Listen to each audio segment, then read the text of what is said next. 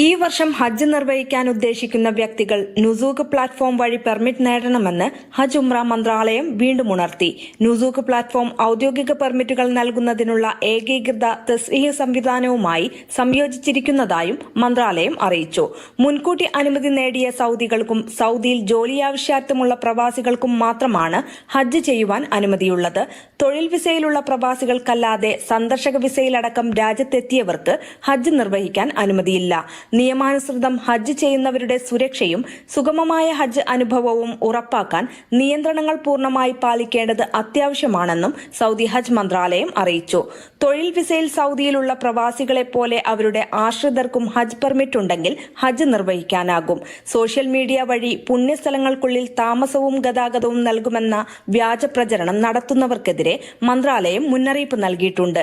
ഹജ്ജിന്റെ ഭാഗമായുള്ള നിയന്ത്രണങ്ങൾ ഏപ്രിൽ 23 മുതൽ ആരംഭിക്കും.